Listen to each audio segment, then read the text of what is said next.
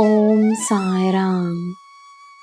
ನನ್ನ ಮುದ್ದಿನ ಮಗುವೆ, ನಿನಗೆ ತಿಳಿದಿರುವ ಎಲ್ಲ ವಿಷಯಗಳು ನನ್ನ ಇಚ್ಛೆ.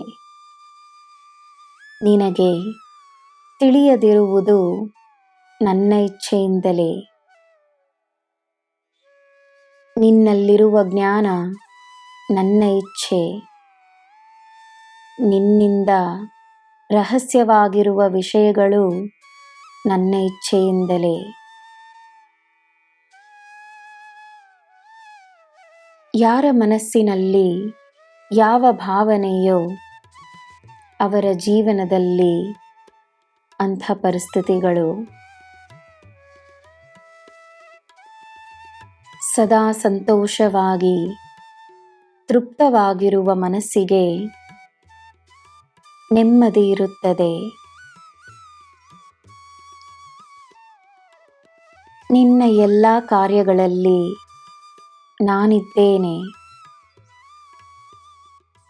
ನಿನ್ನ ಕಾರ್ಯಗಳನ್ನು ಸಂಪೂರ್ಣಗೊಳಿಸುವುದು ನನ್ನ ಹೊಣೆ. ನಿನಗೆ ಒಳ್ಳೆಯ ಹೆಸರು ಮಾತ್ರವೇ. ನಿನಗೆ ನನ್ನ ಭರವಸೆ ಇರುವಾಗ ನೀನು ಧೈರ್ಯವಾಗಿರು.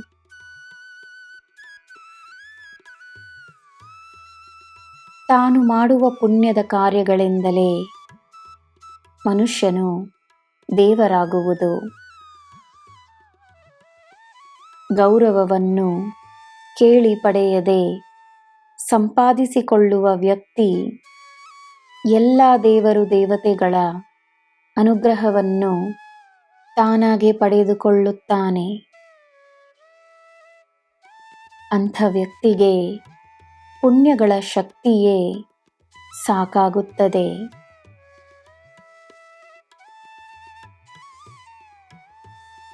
ನಿನ್ನ ಮಾತಿಗೆ ಬೆಲೆ ಬೇರೆಯವರು ನೀಡುತ್ತಾರೋ ಇಲ್ಲವೋ ನೀನು ನೀಡಿದರೆ ಸಾಕು. ತಾನಾಡುವ ಮಾತಿನ ಗೌರವವನ್ನು ತಾನು ಕಾಪಾಡಿಕೊಂಡರೆ ಸಾಕು.